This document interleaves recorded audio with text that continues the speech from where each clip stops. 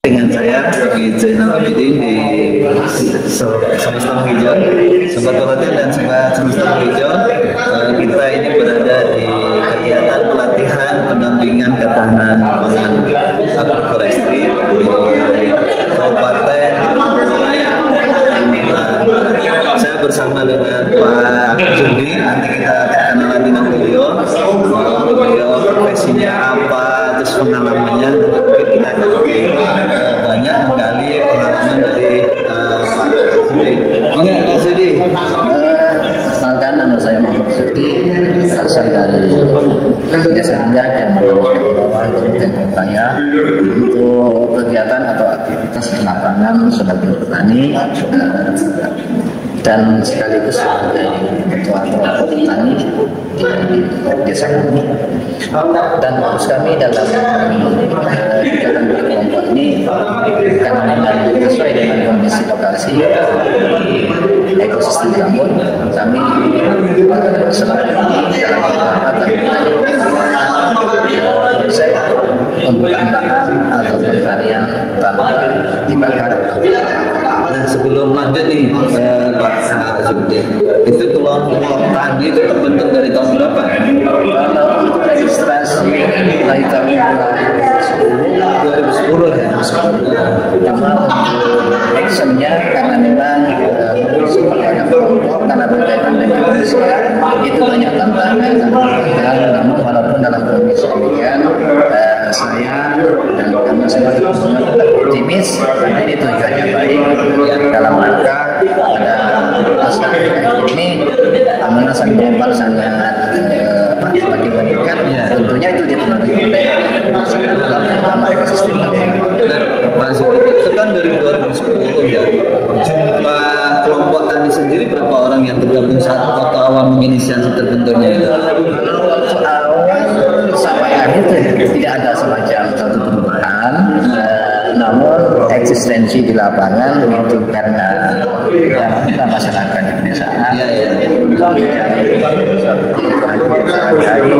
tentunya ada pasang surut dalam sebuah proses kegiatan.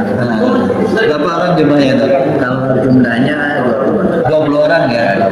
Itu untuk apa yang dikembangkan waktu awal-awal itu jenis tanaman apa aja itu? Sebetulnya pola agroforestry ini walaupun mungkin di kelompok kami tidak tertata sesuai dengan prosedurnya, polanya, tapi setidaknya di lokasi itu masyarakat sudah menerapkan pola agroforestry dengan sifatnya itu yang sederhana. Contohnya misalnya di areal tanaman perkebunan karet, tanami berbagai macam tanaman seperti tanaman kayu-kayuan, tanaman bukanan, nanas juga ya, ini kopi juga, bahkan juga dibawain kopi itu, juga kopi. Untuk komoditi kopi ini kami saat ini sedang mulai belajar merintis untuk mengolah, karena memang saya lihat untuk prospek komoditi kopi ini sangat mudah. Artinya kita tanam sendiri, kita panen sendiri, kita olah sendiri. Dibandingkan dengan komoditi lainnya itu yang lebih mudah dikelola langsung oleh kelompok terakhir.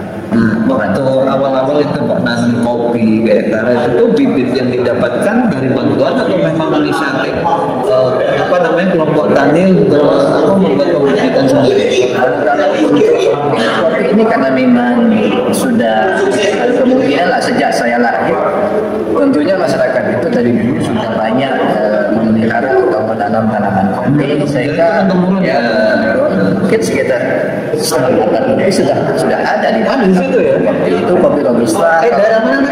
Desa Lingga. Lingga ya, kecamatan Sungai Ambawang. Budaya. Tadi kopi robusta ya. Robusta ada mulai juga sedikit bahkan Amerika itu sebetulnya karena memang cocoknya atau habitat kopi Amerika itu cocoknya jadi gambut itu kalau menurut hemat saya itu para petani akan memilih Amerika daripada robusta, karena robusta itu lebih tahan terhadap terutama penyakit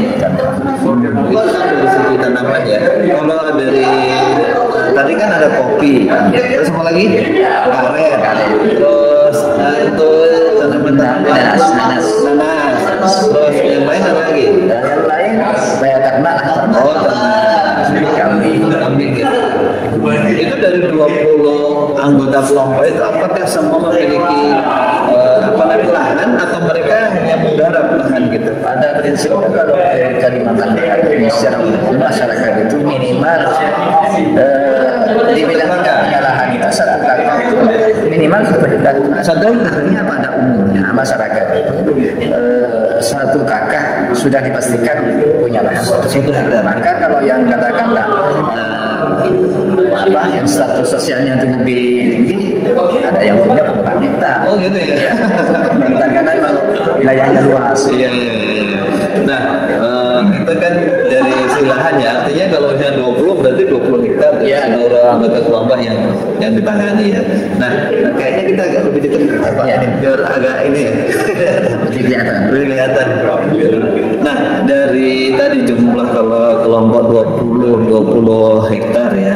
Dan dari sekian lama kan dari 2010 sampai sekarang ya 2024 ini secara proses itu pengelolaan kelompok tani sendiri seperti apa Pak? Kan mampu bertahan luar biasa nih 10 tahun lebih gimana? Sebetulnya untuk secara kelembagaan administrasinya itu katakanlah pertama cuma ya terus saja karena memang ini berkaitan dengan pertama ya sumber daya manusia, kedua kesadaran masyarakat. Namun seperti yang saya jelaskan di awal bahwa ini tujuannya memang prinsip kami.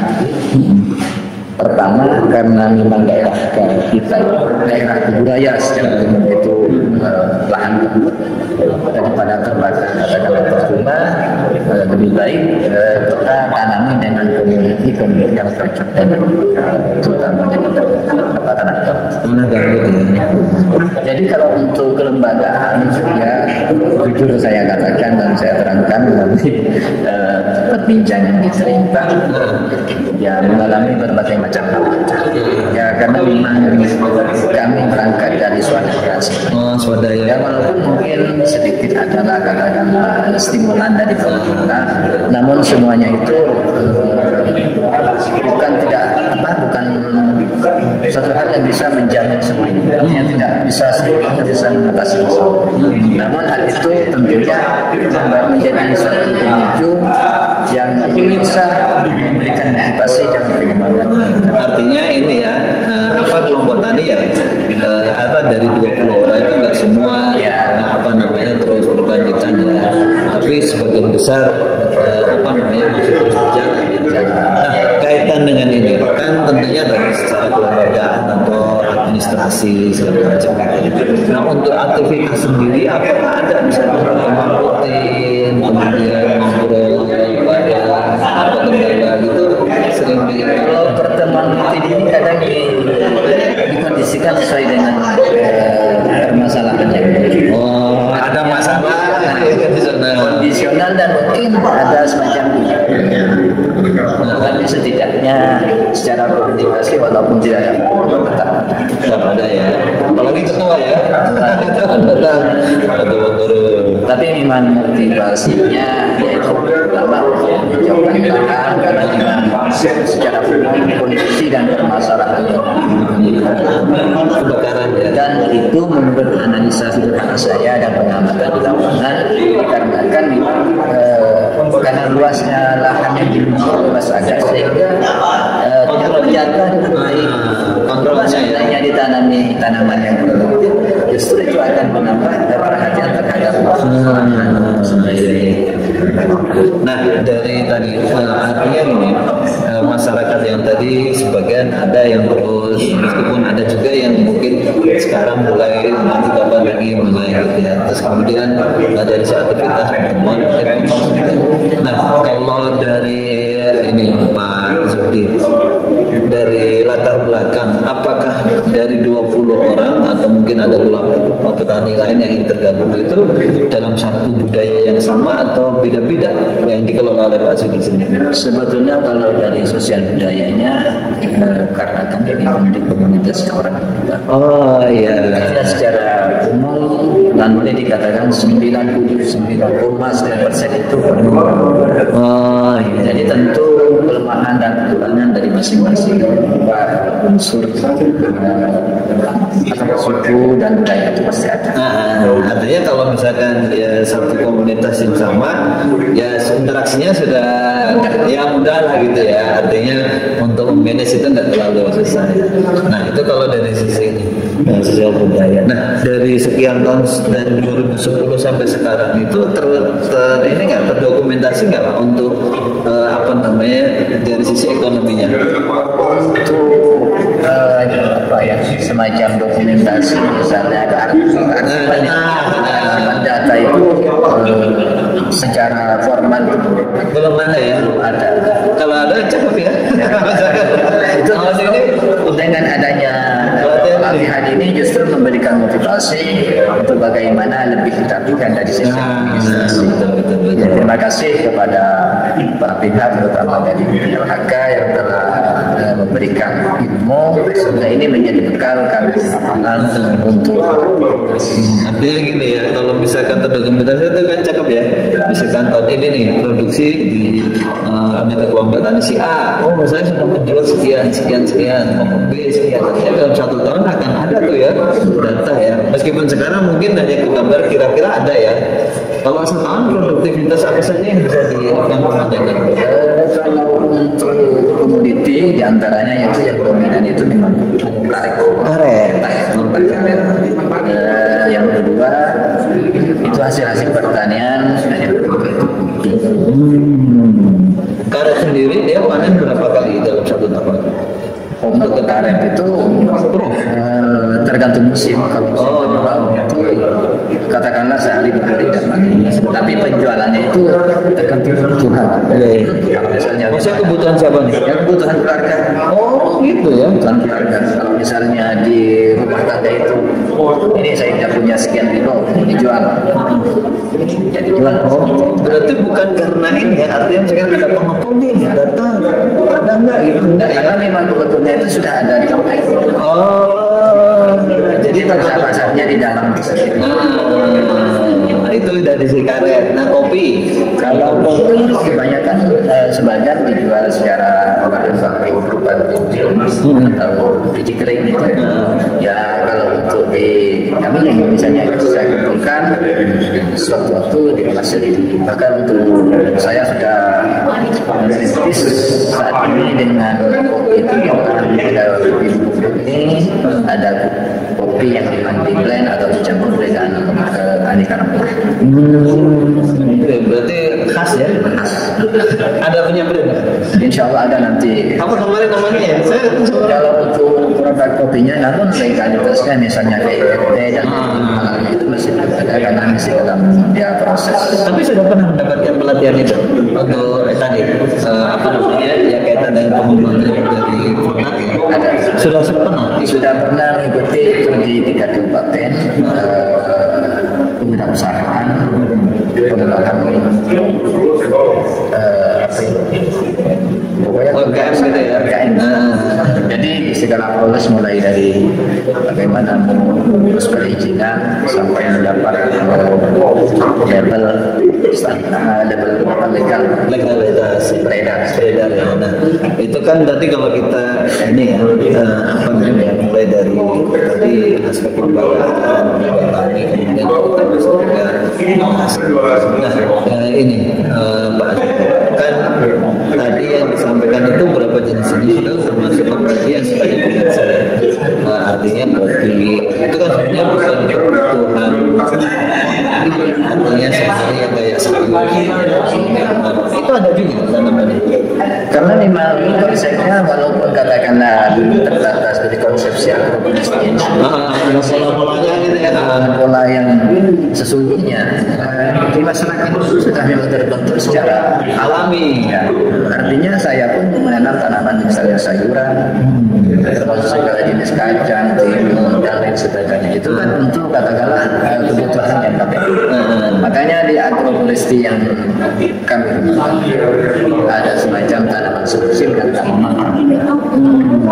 Justru itu kan untuk misalnya kebutuhan yang mendesak atau kebutuhan sehari-hari, ya cabai, ya segala macam itu untuk konsumsi sendiri atau dijual juga? Ya, sayur-sayuran itu. Pertama tentu karena sebagai masyarakat yang tinggi biasa itu tentunya sebagai untuk kebutuhan sehari-hari. Tapi kalau misalnya jumlahnya sudah berlebih tentunya dijual. Dijual ya. Tapi ini ya memang belum keukur ya. Artinya dari sayuran kita mau berapa sampai kemudian tadi karet konflik. Mungkin kalau dirancang dari awal bisa juga ya Pak ya. Insya Allah bisa. Semuanya itu bisa sepanjang kita memang mau usaha. Nah, kalau selama ya ini kan selama ini Pak Sudi sering juga ya ikut pelatihan, sudah banyak ilmu yang didapat itu. Artinya melihat kacamata Pak Sudi dari lahan yang dimiliki atau optimalisasi lahan yang nanti didapatkan dari ilmu ini kira-kira ini daerah saya atau lahan yang saya miliki atau kelompok tani yang saya miliki itu kira-kira seperti ini nih untuk pengaruhnya itu sudah tergambar ya? Ya sebetulnya itu dari awal terutama kekurangan dari siswa itu sendiri. Karena kalau dia tentunya di mana itu itu pastinya ada potensi. Walaupun katakanlah gambut itu disebut lahan marginal, tapi prinsipnya di situ katanya kan banyak cadangan tanah. Tapi memang secara garis besar begini, kalau tantangan dan permasalahan atau problematika itu memang pasti ada. Banyak yang saya katakan. Tapi yang terpenting dari tujuan kami berkelompok itu dan bahkan mungkin dengan hasil-hasil pelatihan yang didapat ada dua hal yang menjadi substansi kami di kelompok. Pertama yaitu ada semacam program produk yang menghasilkan dan produk-produk. Itu yang program produk itu berarti hasil komoditi yang sudah katakanlah di antara itu karena mudah dilakukan bisa dibuat semacam karena kopi memang sudah tercapai dan harganya besar lumayan. Itu kalau untuk kopi sendiri pasarnya kemana aja? Di kampung pulang. Gitu. Kopi di kampung aja, artinya kebutuhannya mungkin masih kurang ya? Masih kurang untuk skala katakanlah Kalimantan Barat masih kurang, bahkan disuplai dari sentra-sentra masih. Kalau Pak Sudi sendiri sementara ini dengan teman-teman kelompok tani penjualannya kemana sekarang? Ya masih bebas. Itu yang program produk. Programnya itu apa? Itu yang menjadi katakanlah dari keduanya itu urgent. Karena termasuk satu hal yang menjadi kampanye di pemerintahan khususnya di dekat kebakaran hutan itu tanpa didukung masyarakat. Iya, karena di lapangan ya masyarakat ya. Tentunya itu apa? Edukasi masyarakat melalui berbagai macam katakanlah atau baik melalui katakanlah ya edukasi secara agama ataupun mungkin secara kelompok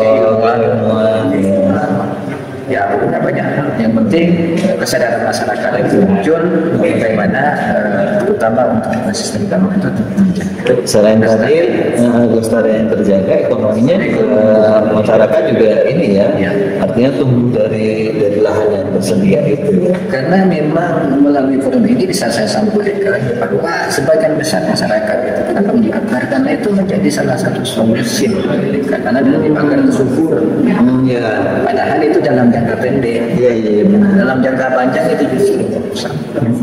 Belum dampak kesehatan. Ya banyak. Ya. Tapi menurut kacamata Pak Sudi sendiri untuk di sekitar Pak Sudi ya di Desa Lingga, masyarakat artinya ini ya sudah memiliki kesadaran ini ya. Ya alhamdulillah lambat laun karena dengan adanya penyadaran melalui berbagai macam cara, baik itu katakanlah melalui semacam penyuluhan dan lain sebagainya. Alhamdulillah walaupun tidak 100% tapi setidaknya mulai memulai Perlahan-lahan mulai karena ada contoh. Iya. Karena saya juga membuat template itu. Itu dari masyarakat. Dan hasilnya pun ya lumayan. Dan metode itu saya pikir dan sesuai Efektif, dengan ya? pengalaman efektif, mudah dan efisien. Artinya ya apa yang namanya juga teladan itu lebih mudah dicontoh gitu ya, ada wujudnya. Ya, contoh itu memang yang lebih apa yang lebih mengena ya. Selama ini kurun waktu Pak Sudi menginisiasi kelompok tani itu apa sudah dapat ribet apa saja ya, penghargaan atau apa pernah dapat ya? Kalau katakanlah kalau dari sebuah NGO itu ada, walaupun katakanlah misalnya dalam skala desa. Kalau untuk Penghargaan PKSM dulu tahun 2012 tenang. Jadi PKSM teladan tingkat sehingga provinsi. Itu kayaknya saya pernah lihat juga itu sering menghadiri event-event nasional ya. Jadi pernah itu lihat di itu postingan yang pesawat mana dengan nomor tani itu kegiatan yang di luar katakanlah. Oh gitu. Karena sebagai katakanlah duta. Oh duta ya. Kader lah istilahnya. Itu kegiatan apa? Waktu itu kegiatan memang kaitannya dengan bagaimana kita melakukan suatu pengelolaan lahan dengan tanpa dibakar. Pengolahan lahan tanpa dibakar. Luar biasa ya sobat semesta meja dan sobat pelatihan, ini salah satu prototipe ya teman-teman di lapangan bahwa pengelolaan lahan gambut itu ternyata bisa yang dilakukan oleh masyarakat ya. Ini contoh Pak Sudi ini di lapangan sudah dari 2010 ya. Kalau tahun-tahun sebelumnya model pengelolaannya gimana? Mandiri sendiri-sendiri gitu? Ya. Kalau tahun sebelumnya ya seperti itu artinya. Pak Sudi dari tahun berapa dari Desa Lingga itu? Saya sejak lahir. Tapi memang sebelumnya itu dia masyarakat itu artinya dalam perubahan bahkan itu sudah menjadi perilaku yang dari katakanlah ya bukan dari nenek moyang tapi memang orang-orang dulu itu banyak karena menurut mereka itu efektif. Nah saat inilah baru terasa. Rasanya gimana? Rasanya itu yang langsung pemanasan global katanya. Iya betul. Tapi dengan itu memang katakanlah dari salah satu pengaruh tadi ya pembakaran lahan dan lain sebagainya. Jadi kalau misalnya kita tidak bisa mengatasi semuanya, ya jangan semakin menambah. Jangan semakin menambah. Nah dari apa namanya model tadi ya yang dilakukan oleh Pak Sudi dari sekian kurun waktu itu. Nah kayak misalkan model-model untuk tadi itu kan banyak berapa jenis ya, termasuk penanaman, mungkin pemeliharaan, mungkin termasuk panen juga. Itu secara aktivitasnya itu masing-masing atau ada ya kalau istilah di Kalimantan Barat nih alean atau gotong royong kalau orang Jawa. Ya sebetulnya kalau di orang Jawa ini dalam konteks saya ada juga. Ada juga ya. Itu namanya kalau di orang Jawa itu apa ya? Buat apa ya bahasanya? Tapi memang ada juga. Ada juga ya. Penerapannya gimana di kelompok ya, Sudi ini? Sama ya. Artinya walaupun di masyarakat yang tidak berkelompok itu ada ya. Misalkan pas nanam gitu bareng-bareng gitu ya. Nanti di lahan sini terus gantian gitu ya. Istilahnya gotong royong. Gotong royong. Karena memang apa ya substansinya itu gotong royong, walaupun penamaannya itu beda-beda ya. Karena memang ya budayanya. Karena secara sosial manusia butuh ya interaksi dengan yang lain, saling membantu. Nah, Pak Rudi, kita sudah banyak beberapa tadi diungkap oleh Pak Rudi. Nah, di Anda nggak keinginan Pak Rudi ini kan dari 20 orang ini kelompok tani yang sudah dibentuk di Desa Lingga. Desa Lingga ini berapa jumlah penduduk kalau kita? Kalau jumlah penduduk di satu desa saya kurang lebih lah, ini datanya saya masih belum baca ya, yang kira-kira itu sekitar mungkin 6.000-an. 6.000-an ya, artinya dari 6.000 jumlah penduduk, kemudian 20 yang sudah tergabung. Ada ya kelompok tani lain? Ada. Karena memang ada di juga. Oh, ada gabung. Karena kami ini kan di luar kawasan. Oh, di luar kawasan, lahan milik ya? Ya, lahan milik. Kalau yang di dalam kawasan untuk yang kemitraan itu ada juga ya? Ada. Berarti yang di Pak Zudi ini memang hak milik, lahan milik, tapi ini nggak berdekatan nggak dengan yang maksudnya kawasan yang bisa dilakukan kemitraan? Oh, jauh. Karena yang masuk dalam kawasan ini sekitar ada di ujung Sambal itu daerahnya daerah desa kalau Pakung ya, ada desa ini Project bukan ya, gimana ya? Salah satu di Kecamatan Suairai itu ada desa saja, desa Bali Bandung itu masuk dalam area. Nah, ini kan saya pernah lihat juga itu postingan Pak Zudi di Facebook. Pak Zudi termasuk juga pendamping PS ya? Oh ya. Nah, itu gimana ceritanya? Ya sih, karena banyak katakanlah skema dari perhutanan sosial itu khususnya di Kalimantan Barat ini ada kurang lebih katanya 200-an perhutanan sosial yang dalam berbagai macam skema dari skema itu ya. Tapi kalau secara umum hutan desa. Pak Zudi pendampingannya di hutan desa ya. Jadi dari sekian banyak itu yang baru tercover ada pendampingnya sekitar 50-an. Sementara yang berangkat termasuk saya di antaranya yang berangkat dari lokal ini hanya 10 orang. 10 orang. Itu mengcover berapa Pak Zudi sendiri? Saya satu desa. Oh, satu desa di Desa Lingga itu ya? Bukan, desa di Kecamatan Sungai Raya. Oh, malah di Desa Sungai Raya ya? Ya. Berapa hektar yang di ini? Itu yang dapat izin itu 600-an lebih hektar. 600-an lebih. Strateginya gimana Pak? Sebetulnya karena memang untuk kelembagaan itu sudah banyak ditangani oleh INGO. Jadi saya lebih memilih dan karena kalau untuk administrasi itu mungkin tantangan sendiri kelemahan bagi saya lebih banyak karena sesuai dengan pengalaman yang saya dapat lebih banyak kita tata pasar. Ini nanti insya Allah aku tata pasar. Tapi memang potensi yang ada di sana itu untuk yang bisa dijadikan satu model usaha yaitu agroforestry itu diantaranya tanaman kopi dan lain sebagainya. Itu di Desa Sungai Raya. Oh, Permata Jaya. Kecamatan. Kenapa? Saya lebih menekankan ke tata kelola kawasan yang lebih baik karena memang dari beberapa area lahan yang ada itu kebanyakan bekas kebakaran.